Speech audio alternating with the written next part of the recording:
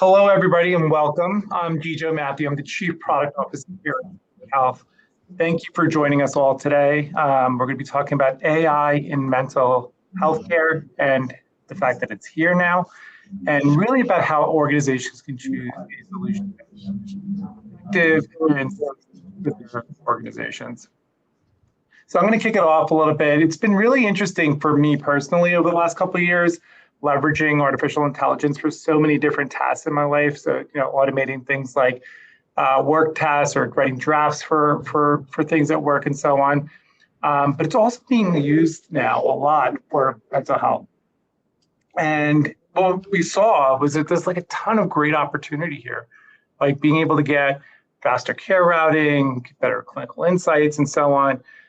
So it does have a lot of potential for solving some of the most pressing issues in workplace well-being. This is also really interesting because the demand for this kind of support is growing. Over almost 50% of US adults have said that they use some sort of LLM or generative AI for psychological support last year. And ironically, and maybe a little sadly, only 18% of AI use for mental health actually happens on tools that were built for mental health. So these tools are in essence being used off-label. It's a term I use a lot internally. It's like you're using general purpose LLMs and AI for mental health, and it's kind of off-label use.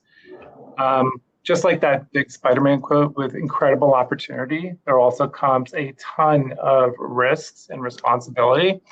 And what we see, though, with the use of AI is a big emphasis on how can we utilize AI in a safe way that is both safe and clinically effective in the mental health space. So for HR leaders and benefits leaders out there, this rise of AI introduces not just potentially more ways to drive engagement and drive outcomes, but really introduces a new set of risks that really needs to be carefully understood and managed. And that's what we really do want to talk about today. And that's kind of the big point of today's session. I want to ask you all a question out there. I'd love to hear from all of you online right now what your biggest fear or concern is from employees using AI or other LLMs for their mental health needs. Just throw them in the chat, and love to look at them, and then maybe we can come back to some of those questions and concerns throughout this presentation. So I'm really excited today because there is a mix of excitement, but there's also caution around the use of AI. And our goal here is to help you as HR leaders and benefit leaders to separate the opportunities from some of the risks and walk away with a clear framework today on how to evaluate AI use for mental health. So a couple of things that we're going to cover. We're going to cover the biggest opportunities in AI and what those opportunities are for mental health, some of the most common risks and blind spots a lot of leaders need to know. What are some of the more responsible implementations of AI in mental health, and what does that look like? Then we'll kind of go through a practical checklist of questions that you should evaluate when you're looking for AI-powered solutions. And at the end of the time, I'm going to leave some time for some open Q&A. So excited for that.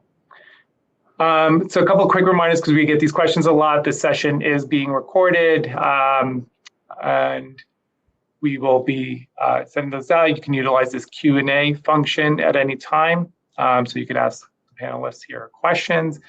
In the resources section, you'll also see a AI safety ebook, so feel free to download that and follow along even as we discuss some of the things here in live. And always we value your feedback, so ask that you take the moment to complete a survey at the end of this so we can actually make these things better for all of you. Okay, without further ado, and not to hear me speak, I want to introduce our panelists. I wanted to say something. Earlier this month, Spring Health was a founding member of something that we wanted to launch for the industry, which is AI in Mental Health Safety and Ethics Council. And we brought a coalition of leaders together from healthcare, from academia, from tech, and from benefits.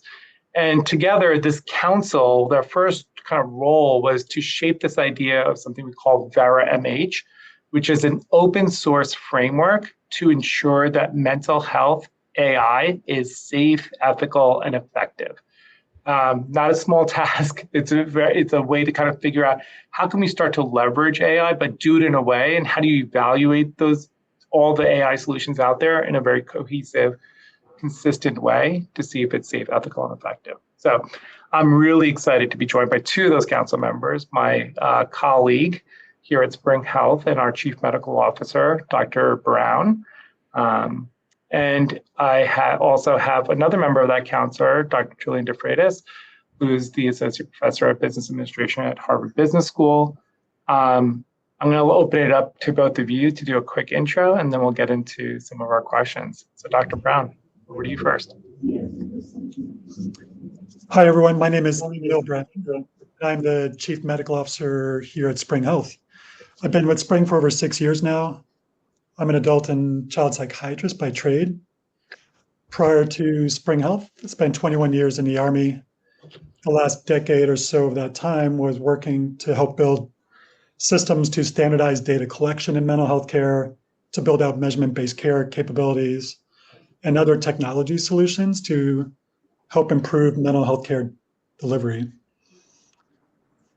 And I brought a lot of those lessons learned to Spring Health as we try to use data and technology to do very similar things at Spring Health to really enhance mental health care operations and to really drive outcomes for all of our members and customers. I think with the advent of AI, there's so much we can do to improve mental health care, how it's delivered, how we can personalize care for patients, how we can supercharge providers, and really drive consistent great outcomes for all the patients that we try to treat in mental health care. But we have to do it in really safe and smart ways, and first, do no harm. So glad to be here today. Looking forward to talking with you all about how we think that should progress in our industry. Hi, everyone. My name is Julian DeFreitas. I'm an assistant professor in the marketing unit at Harvard Business School and a director of the Ethical Intelligence Lab. I got my PhD in psychology also at Harvard.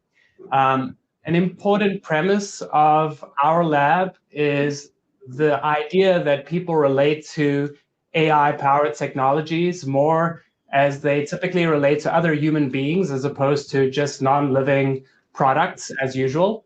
And that this creates profound implications for new sources of value creation, but also new sources of risks. We also look at barriers to adoption of this technology. Now, of course, this is a ginormous space. So we humbly study it through specific case studies. And a key one in our lab is the focus on applying AI for well-being and mental health. And I first became passionate in the topic that we'll be discussing today after, as Gijo alluded to, we audited several wellness apps and found that people were using them often for mental health purposes. However, the apps did not respond appropriately much of the time.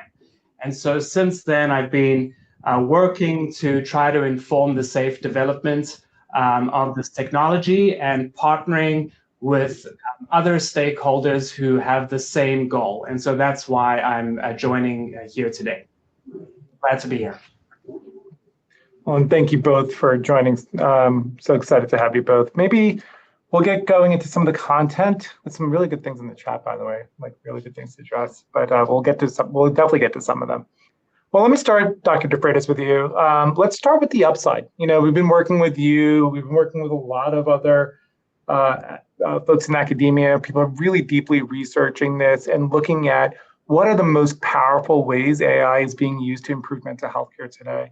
So I'd love to get your take on that and kind of share your insights with this audience. Sure. I mean, I think we can think about the opportunities that AI brings to mental health really by organizing it across the spectrum of care. At least that's one useful way that I've organized it. So before we even think about treatments or detecting whether someone needs treatment, we can think about prevention. So there are many tools that might be aimed not so much at treating mental health symptoms, but at equipping you with mental skills for detecting in a sort of preventative way early signs of distress and building resilience to that so that you maintain emotional, social, and general well-being before distress escalates. Then as we move to detection, AI affords several benefits here as well. So one is early crisis detection. So here we're leveraging the immense capacity and pattern recognition capabilities of AI to detect a potential serious moments or serious distress, perhaps before the patient themselves even realizes that this is about to occur. And this we can do by picking up on subtle cues. These could be linguistic, voice-based, and it can come from various sources of data, from social media, from app usage, and so forth. And then we can also think about, once we know that someone needs care, how can we provide faster triage and route them to the appropriate care that they really need? Because that's really going to impact whether they receive the benefit. So matching people to the right level of care within seconds is important because, of course, you reduce delay in the delivery of care, but you can also prevent dropout from the care system. Then we can move to treatment. And here I think AI affords several benefits. I'll try to be concise. So one, I think, is not potential, it's not the most glamorous, but it's simply reducing provider burden. So we know that clinicians have a tremendous amount of documentation and note-taking requirements. And if we can automate much of this, then we can free them up to focus on session planning, on bringing empathy to those sessions as opposed to paperwork. The other application is in delivery of the therapy itself. So we can think of AI's role here as either assisting the therapy in parallel. So, for example, suggesting responses to the therapist, or providing categories of how the patient seems to be feeling that could allow the therapist to deliver better care. Or we can think about using AI to extend care beyond just the session. For example, practicing exercises outside of therapy so that when they come back to the in-person session, they get more benefit. And I'll throw just one more example. Therapists can also use AI to plan their therapy sessions and exercises. So there's many opportunities here, and I probably missed some as well.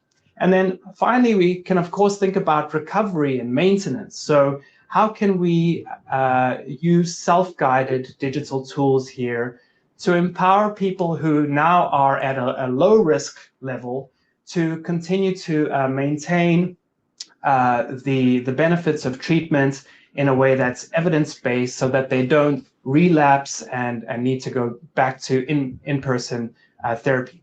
So if we then zoom out and look at all of the different benefits that AI provided that I discussed, I think we can summarize this by saying that AI's unique value proposition here is that it's allowing us to detect whether people need care earlier.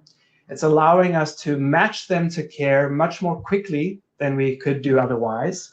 It provides highly personalized care because it's able to leverage much more information than all of us might be able to keep in our puny working memories. And of course, it's always available 24/7, allowing us to extend care beyond the boundaries that it's been able to be in before. And so I think overall, it can really transform care from a very reactive approach to more of a proactive one. Yeah, I love that, Dr. Freitas. I think I love what you did to expand this definition of how AI is useful in mental health. Because I think a lot of people, when they think about AI mental health, they think of it as like AI therapy and you're going to get treated by an AI like agent out there somewhere. But really, the benefit, as you're saying here, is that there is a continuum of care that AI can play in different stages and really provide really outsized benefit in different ways if done well, right? And thank you for like that expansion of that definition, because I do think sometimes we forget there's these other parts of care that AI could be really, really positive impact to, provide positive impact to. Thank you. Well, we do have a lot of folks on the call here from organizations, and at least one PhD candidate. So I don't want to single out that one PhD candidate I see in the chat.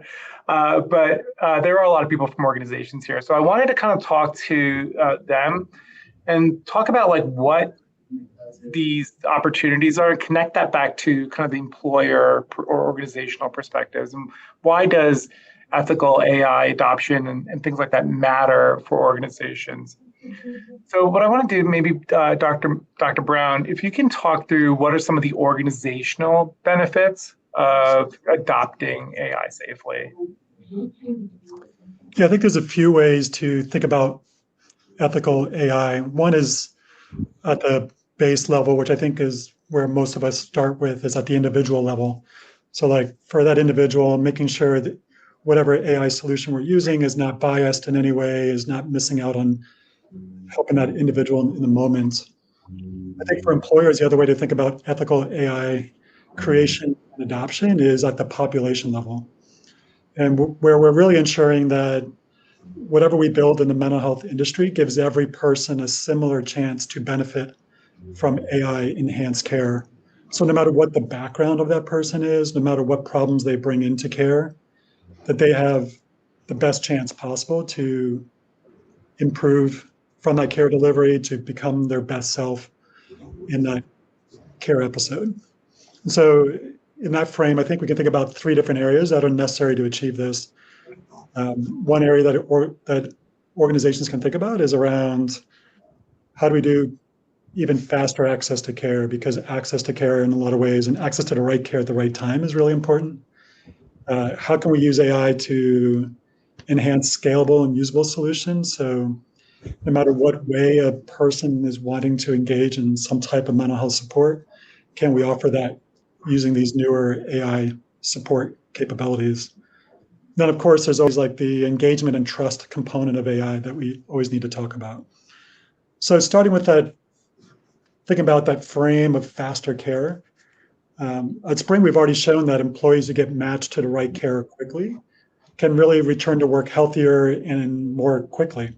And that really reduces absenteeism and presenteeism, which really are some of the biggest hidden costs for any workforce.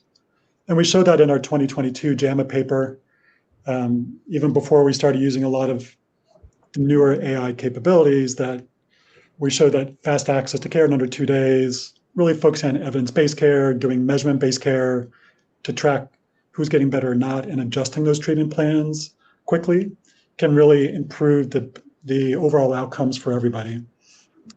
But now we can start to use AI capabilities to collect even more data actually in a quicker, more naturalistic way from our members who come into care.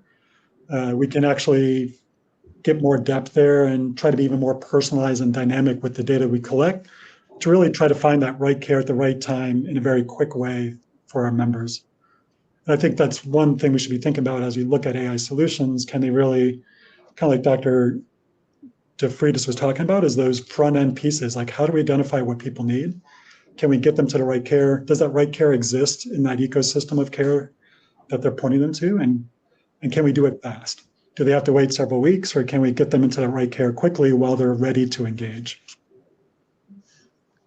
Then on the scalable solution side, there's a lot more we can do. There's a lot of self-help tools for meditation, mindfulness, digital CBT exercises, all types of programs that are out there historically. And probably historically, there's like self-help support tools that are built and go down this very specific directed pathway to really try to do evidence-based care in a very standardized way. But now with AI capabilities, we can understand what our patients and members are actually wanting, what's the best way for them to engage? How can we engage them to keep them engaged? Because any type of self-support system, the biggest problem is dropout. Within the first 30 days, depending what you look at, if it's just self-support on their own, they're going to drop out 90 to 95% of the time if it's just that tech solution they're looking at. And that's true for almost any type of tech capability that you're looking at, not just mental health care. But now we have these AI-powered tools to really personalize and to find ways to keep people engaged. And then maybe even bring in other human accountability supports with those self-help support tools. And that starts to change the actual cost dynamic. So how much for every dollar that an employer is spending, can we reach more people? Can we do things that are quicker, more evidence-based? And so you get more value for every dollar that you're actually spending. And actually widen the population that you're actually treating for every dollar that you're actually spending as an employer. So you're actually helping the overall population in much larger ways than we could ever do prior to having these AI capabilities. Then lastly, on engagement and trust, none of this really works if we don't build and deploy AI capability that it's built in the right way. But even if we build in the right way, we have to make sure we show that to patients, members, to our customers, so there's safeguards in place, there's full transparency down to that patient member level, and that there's human oversight as part of that entire process. So if we can demonstrate that, how we're doing this, with the patient always in mind and doing what's best for that patient, then our employees and families are going to really trust the technology and actually use it when it's available. And that's really important because we want higher engagement for those that really need it at the time that they actually need it. This last one, really around engagement and trust, I'm just looking through the chat, Dr. Brown, and it seems like it's kind of one of the biggest things that I already mentioned to my first question, like trust and confidentiality, privacy. These are the things that kind of hinder people or people are fearful of around that. Like, I know we'll get into it a lot more in a sec, but it is something that I think as companies that have worked in mental health for a long time have actually put forth, had been like a cornerstone of how those companies have been built, right? Like Spring Health has really talked about privacy and security from day one, as an example. Anything else to add there before we go deeper into it later? It is definitely one of the biggest questions. I think if you're a customer, you can look at, or like an employer looking at different solutions that have AI capabilities. You can try to look at different ways that the AI capability is being deployed, and are members aware of it being deployed, like in the course of whatever type of support or care is being delivered. For example, we've deployed and built out in our own systems internally, like for AI session recording and transcript creation for therapy appointments, for example. Mm-hmm. And that empowers so many different downstream capabilities, like supporting AI note documentation support for providers, so they document more quickly, more comprehensively, but also in a concise way. It can also empower summarization of what happened in session for members so they can work between sessions on things. But we want that to be fully transparent to those members and to the providers. And so the way we built it was that for every single session that occurs, we're asking the provider and the member to each individually explicitly consent into that once they know what the benefit is and what the risks are. So we try to be very transparent about that, and then we actually don't do the recording if both parties are not actively consenting for every session. As opposed to clicking on a box once 2 months ago and then everything gets recorded downstream is another way of doing it. And we've taken this approach to be extremely transparent and allow for true optionality at both the provider and member level. So when you look at things like that, you can start to see how the organization thinks about it, thinks about that transparency and trust by the way that they actually deploy the AI technology, as one example. Yeah, that's a great point. Trust starts with transparency in a lot of ways, and making sure that mutual consent and transparency is there is important. And making it in a way that it's just not like a rubber stamp click, right? Like it's clear and understandable as well. Because I download apps all day from on my phone. I'm just I accept the agreement, sure. And I click on it. And, you don't want it to be that, right? You want it to be clear, understandable, and transparent at every interaction that you take. So 100%. Really good point. Well, as we really think about those safety principles, like in AI, it was interesting to hear a little bit from employees themselves and users themselves about this new technology. And so, from an employee perspective, we've had some interesting things. Overwhelming majority, 75% of people, worry about safety of their health data. It's just to follow on from what we were just talking about.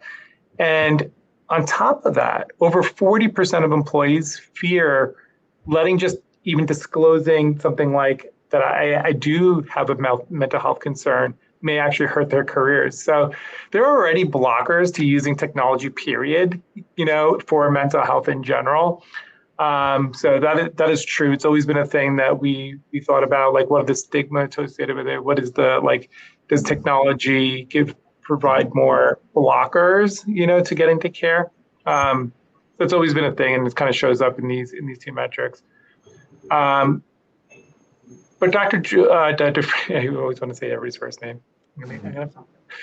Dr. DeFreitas, what do you think about what risks do HR and benefits leaders really need to address, given this, employee population and their maybe reluctance to move into some of these new technology pieces? Yeah, I think I would divide it into 5 key domains. So one is efficacy. The second one is safety. Third is fairness. And then we have trust and compliance.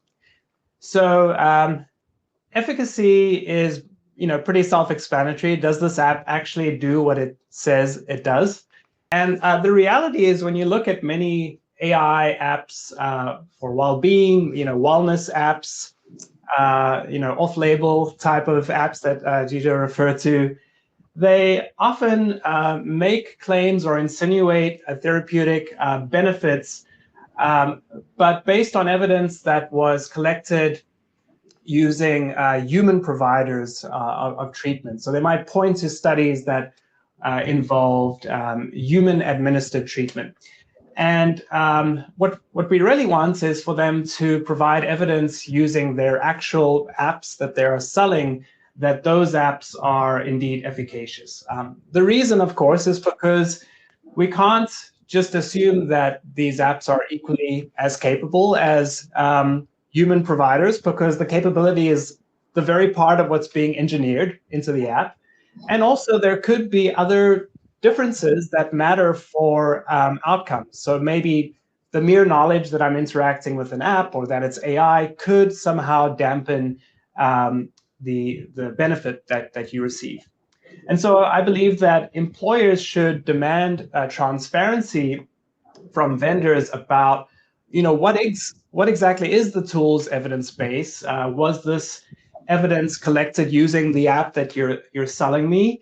What kind of validation data were used to test the model's performance? What kind of controlled experiments were run? And what are some of the escalation pathways, if something goes wrong or if there's some kind of crisis while using the app that you've thought about ahead of time. The second category is safety. So as I think we've been seeing in the comments, there are a number of concerns around AI specifically. One concern is that they might miss or misclassify crises, especially if these crises are expressed in a vague or indirect way, which people might naturally do.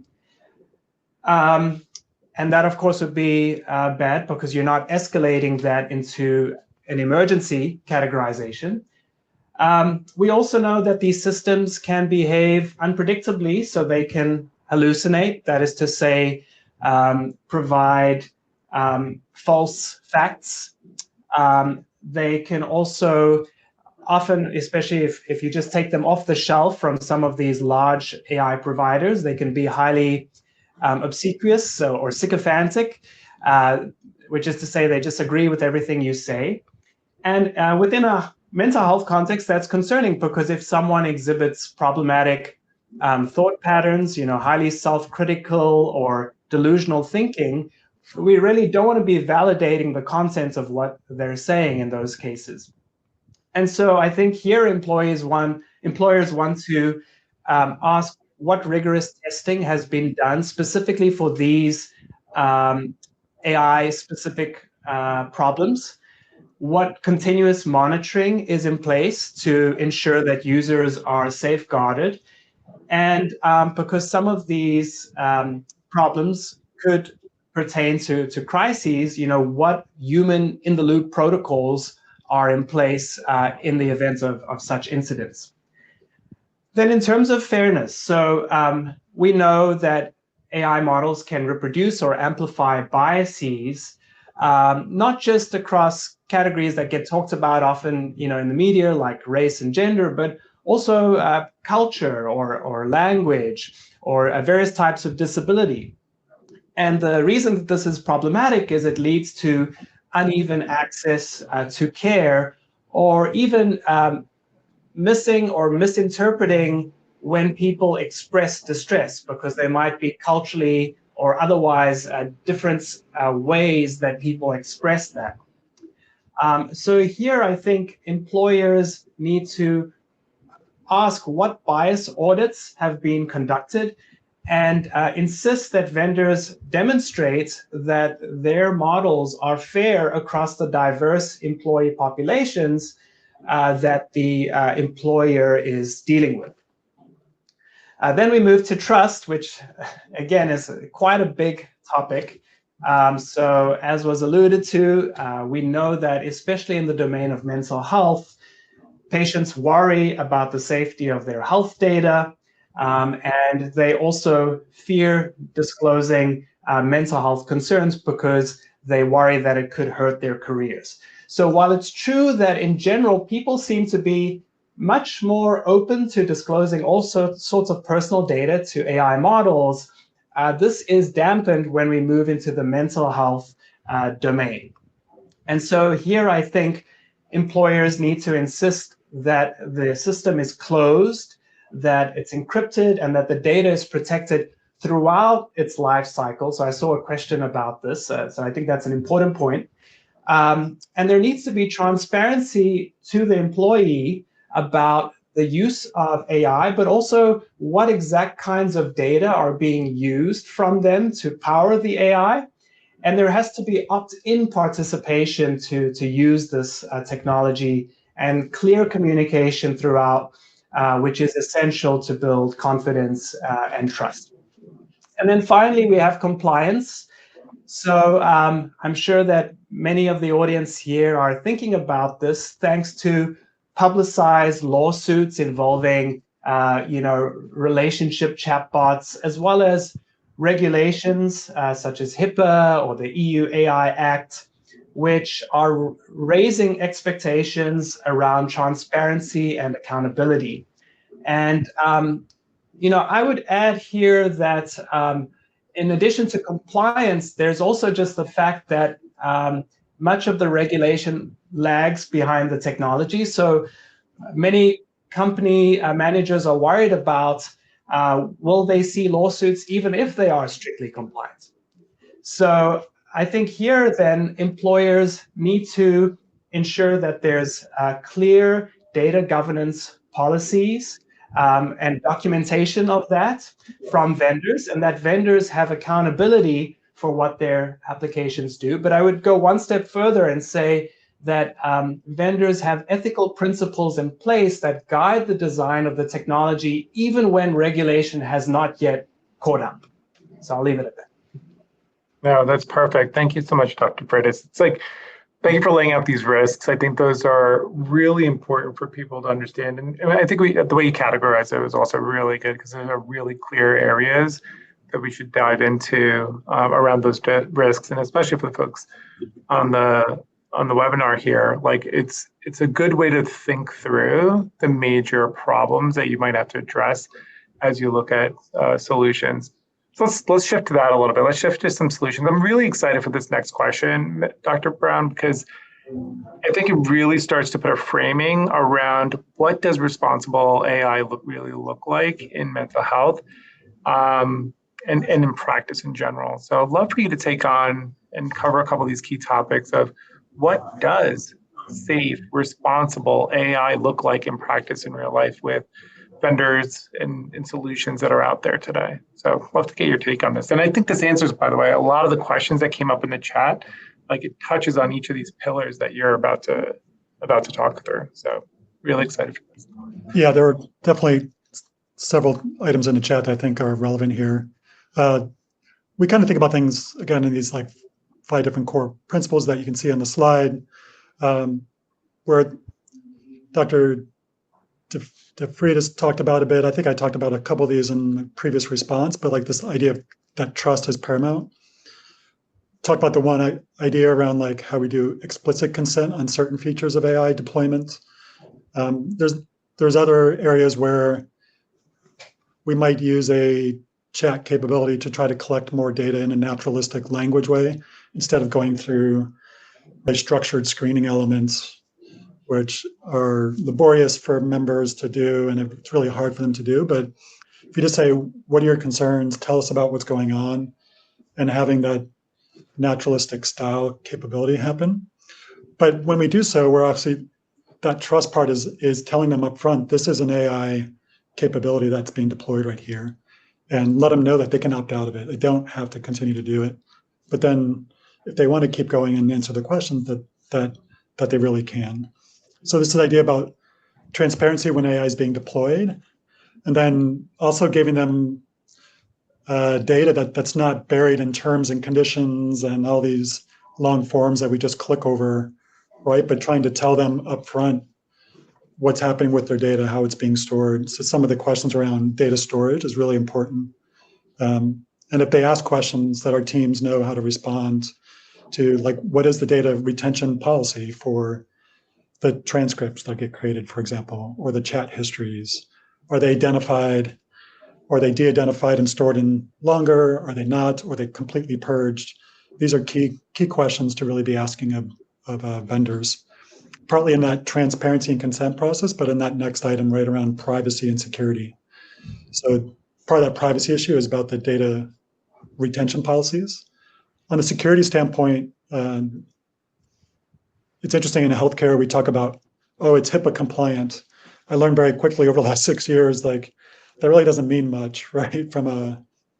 What really matters is on the IT security side are things like SOC 2, high trust, these data security standards that we're held to account for by some of our largest customers that are Fortune 100 companies that are saying, you better make sure that our data from our employees and families are actually secure. And so the data security systems that we deploy are as secure as like your banking information in many, many ways, right? To make sure that there's no possible chance that any type of, especially personal health information, can be exposed in any serious way. And so really trying to build that secure, closed environment.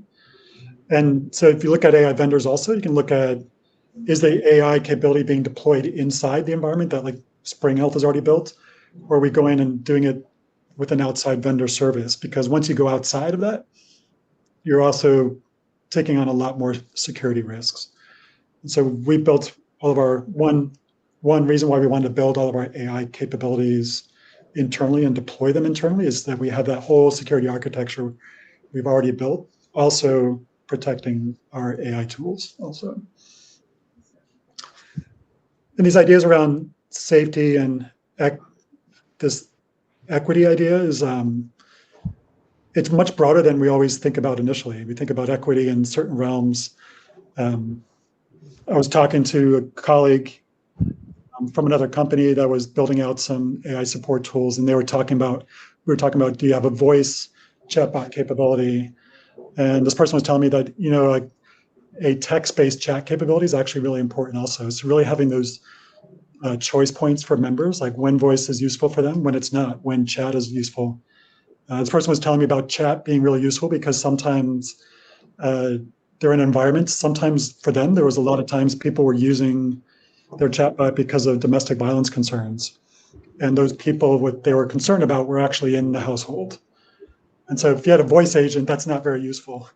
To have more privacy, actually to be quiet and by actual chat.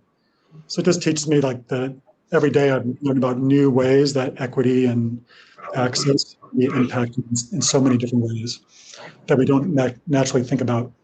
There's always the other issues like SDOH issues and background issues and access to technology, how they're using it, that we always have to be mindful of how people from different cultural and racial and ethnic backgrounds might interact with different tools, and we have to be ready to support those. But those are all different areas around safety and equity. For us, safety is really important around, we're fortunate that we have our own care network and we have our own 24/7 crisis support that we offer. So as we deploy our AI tools, we're building clinical safety layers that can flag people who might be at risk. We're trying to encourage them to reach out to us, but we can also create flags where we're proactively reaching out to them. So as you look at different vendors, one way is like, it's one thing to flag something and say, oh, I think you might be at risk, call 988, right? But it's like, are they really helping that person activate to call 988? Are there other proactive channels where someone else can proactively outreach to that person who is likely not to call a suicide crisis line? What are those type of back-end support capabilities that are out there are also really important. And then lastly, I think continuous learning, like, are you satisfied that the tool is continuously updating and learning from that there's always new things happening, there's always new things to learn? Is the thing static, or is it actually building its knowledge and becoming better and better in that continuous learning type feedback loop? I think there was someone in the chat, if I go back, that was talking about like, is AI just being deployed so that you engage more people in more ways, or is it actually being deployed in, they're kind of implying, I think, is it being deployed in the right manner for the right mission and for the right purpose?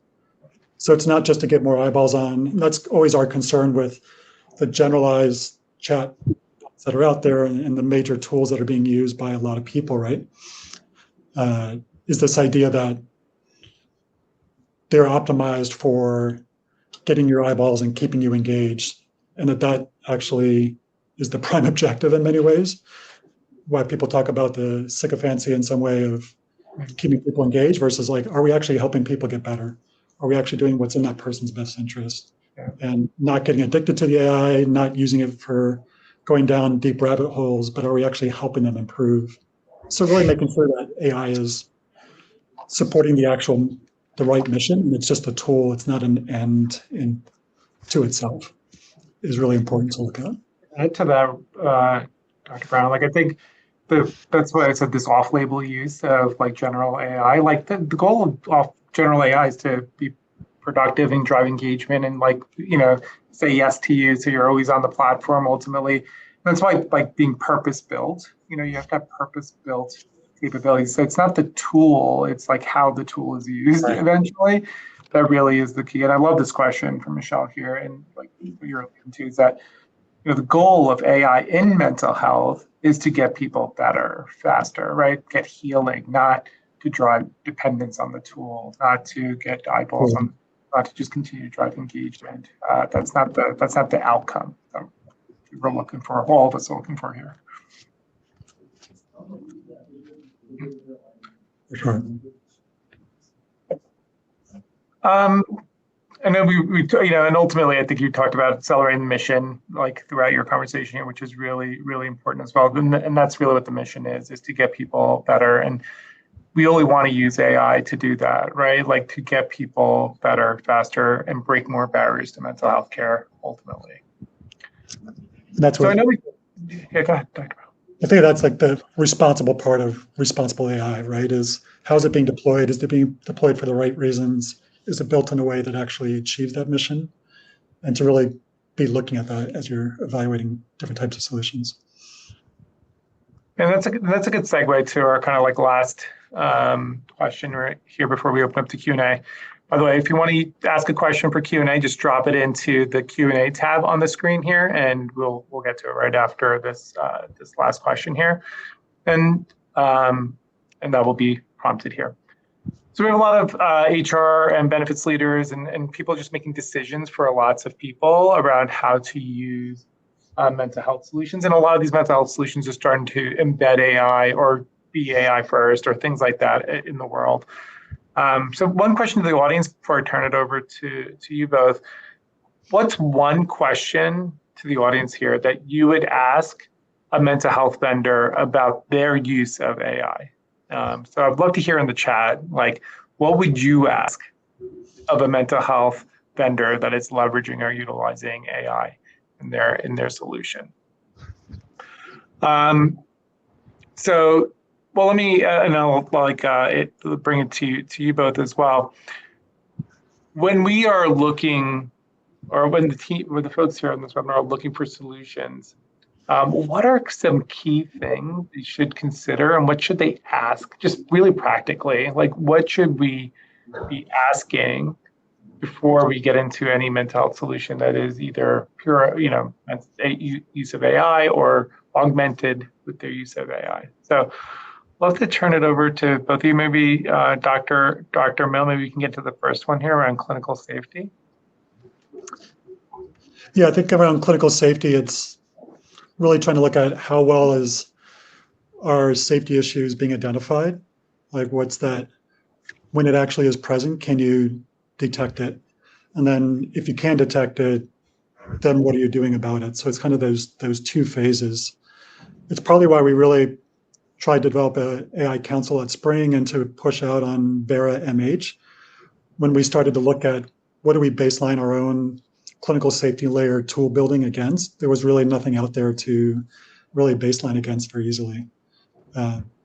We also know it's kind of scary when you look at the research literature around human beings and even clinical care providers and mental health and their ability to detect suicidal ideation when it does exist. There's clinical research out there, and it varies anywhere from 25 to 75% of incidents where there is suicidal ideation can actually be missed by providers. So there's a lot of capability, that's a lot of possibility for AI tools to really help here, but you really have to ask them and really see what is the data behind that, and when they do find it, can you actually action it? Can you actually get people to help around clinical safety?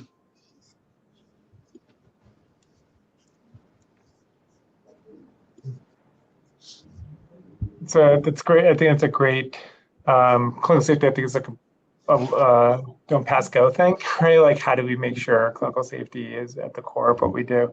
One of the ways to make sure that there is clinical safety, obviously, is also to have some human oversight. So, Dr. Mill, what do you think about, like, how should organizations think about AI and human oversight? Or, what are your thoughts on that? There's a couple of different ways to think about human oversight. One is around how the tool is being deployed, and is there a AI capability that's being deployed, and then who's receiving that actual data, and is there a human looking at that data to then make judgments about how to interact with the person being served? So is there like a clinician in the middle of the loop, or is the AI capability engaging directly with the end consumer? If there's human in the loop there, that gives you a lot more room to be able to do things and to be able to say, hey, provider, you should think about this, or here's some probabilities of what might be going on with this person that you should follow up on, right? So there's a lot of tool sets when there's human in the loop, like in the course of the deployment of the capability. Then there's also the human in the loop of like the design and updating and the creation of the actual capability and on the back ends. And so is there a human in the loop, like learning with the AI, making judgments about what to deploy, what are the rubrics being developed? What are those different types of capabilities being built? And so that's really, that really becomes important too on the back end. So asking questions about how are you updating things? How are you actually building your tools, and how are humans being involved in that?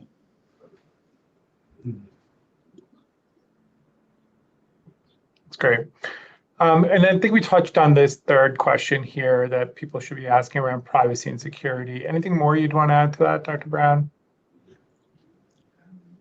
We talked quite a bit about this already, and this is kind of just double tapping on really making sure you have clear understanding of how is the personal data being protected? What's the data retention policies for identifiable information? And then what's the retention policies around de-identified information that might be stored for longer periods? And being very explicit about that with any vendor you're evaluating. Then the other side of the coin of privacy and security is like compliance. Dr. DeFreitas, how do you think about the solutions aligning with, we talked a little bit about HIPAA and high trust a little bit, but like other global standards that are emerging, like the EU Data Protection or the EU Data, they'll announce the EU AI Act. What do you think about those and compliance with those regulations? Yeah, and I'll try to keep it brief because I know that there are some great questions that are coming through. And I think Dr. Mill already talked a lot about this, but there are a lot of requirements for each of these HIPAA that you want to know that the vendor is satisfying, and especially on the tech side. So in the interest of time, I won't go through all of them, but there's a lot to know here. And I think you'll be able to tell if the vendor has thought about this or not pretty quickly. There's also the EU's AI Act, where apps are being classified into different risk levels, and often ones that involve mental health data would be considered high risk and have additional requirements as well. And then there are new laws being passed every day. And so you also want to see whether the vendor is keeping abreast of that and proactively doing things that set itself up for compliance, even for new laws that might come into place.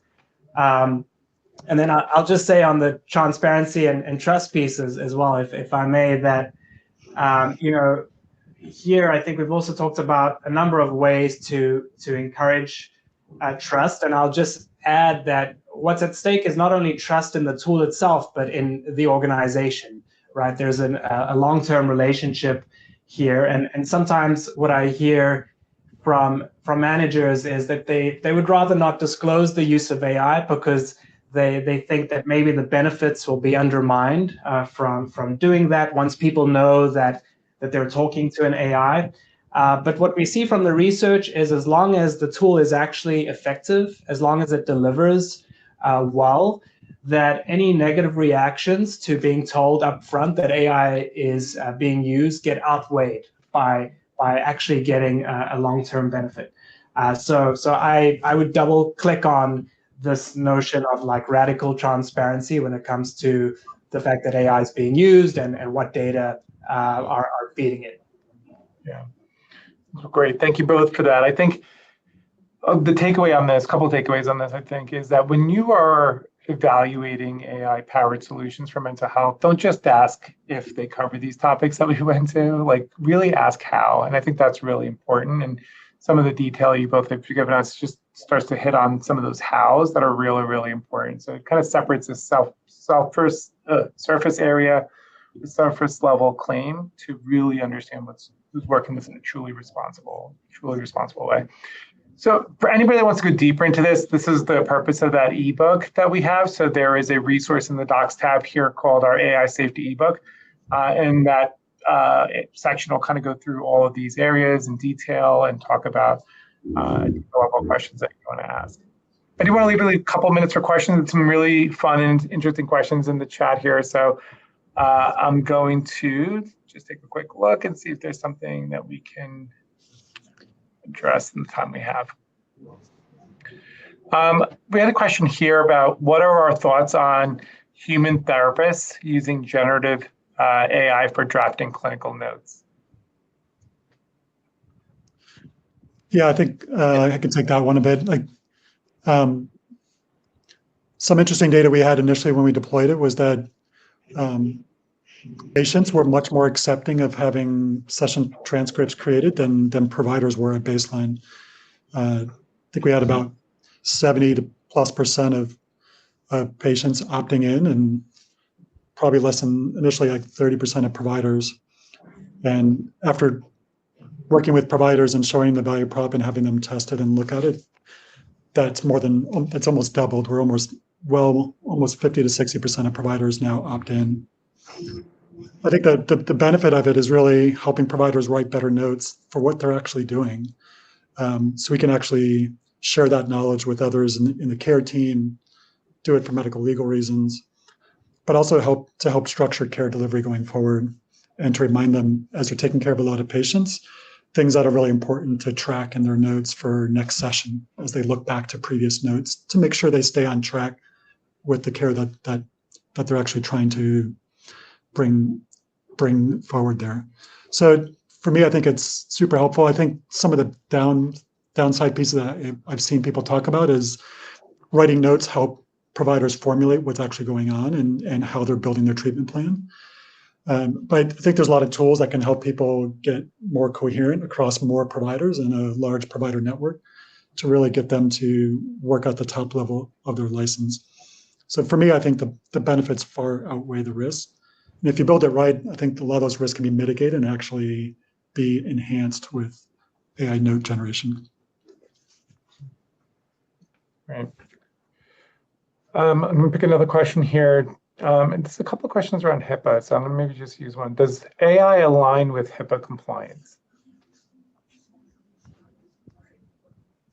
Who wants to take that? Okay, I can start actually if you want, Dr. Yeah, sure. I can. Yeah, I mean, so I think HIPAA compliance is a governance framework, right, ultimately. And one of the things that we want to make sure that we do at Spring Health is that our core infrastructure, which is the protection of our patient data, is secure. It meets the bare minimum standards of HIPAA compliance for sure, and ideally going above and beyond that. When we leverage AI, the way to think about AI, it is another kind of tool or another service inside of our infrastructure that we provide. So companies like us, like at Spring Health, we provide AI under our same infrastructure and the same set of services that we provide our current patient records, for example, right? And that ability to kind of secure our data into the same infrastructure and the same network and the same capabilities is what makes AI compliant or not for HIPAA, especially in our case of Spring. So at Spring, it does align with HIPAA compliance for us because we use the same kind of infrastructure and network to do so.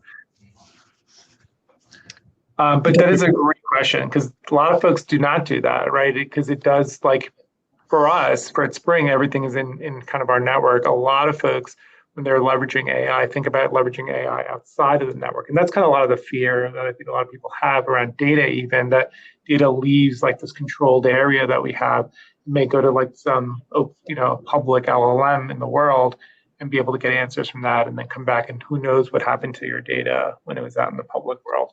So we purposely have taken a different approach to that to make sure that everything sits within our infrastructure and in our network. Sorry, I'm asking questions, so I'm answering. That's not helpful. I love this question from Danielle. What strategies could be implemented to enhance engagement with mental health apps and thereby decrease patients' reliance on ChatGPT for mental health support? Yeah, I'm happy to kick us off, but I'm curious what the rest of you think. But yeah, I mean, in some ways, first of all, there's a bit of an educational piece here that I think is missing. If people think that these wellness apps are providing clinically validated solutions, then of course people are not going to be using them in an informed way. So if there's more that can be done here to make consumers care or employers care about the fact that the solution is compliance, that it's doing all these things that we've been talking about, that's helpful. I think we can also think about the various sources of psychological resistance. So I think someone mentioned in the chat just this question about autonomy, and I think a lot of what we're talking about around opt-in, around transparency, about talking about exactly how the therapist is using the AI tool is to make it clear to employees, how much they're in control or not, so that they can make an informed decision about whether they want to use this kind of care.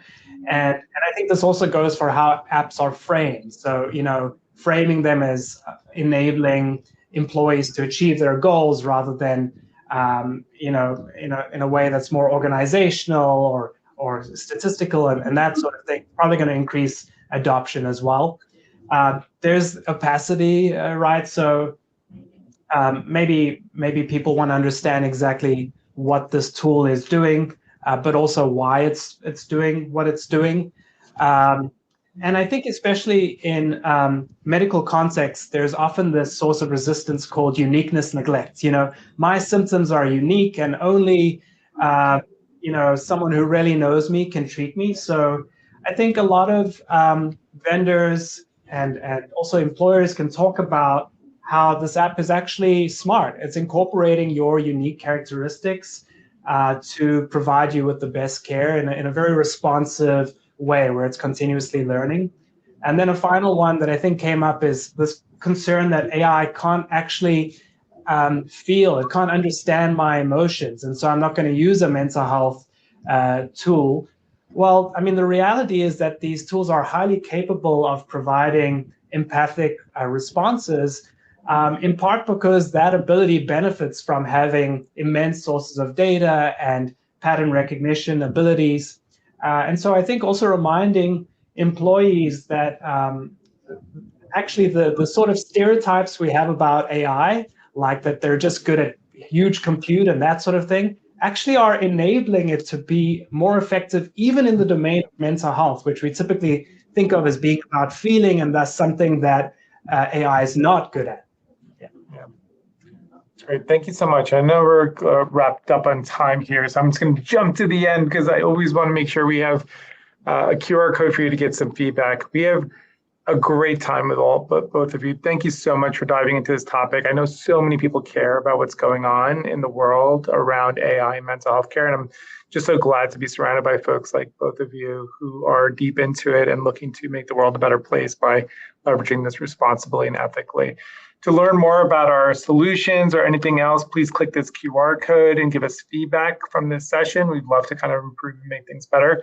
And we will have continued series of events for all of you around AI and what's coming next with AI and mental health. So thank you all for joining us today, and we'll talk soon.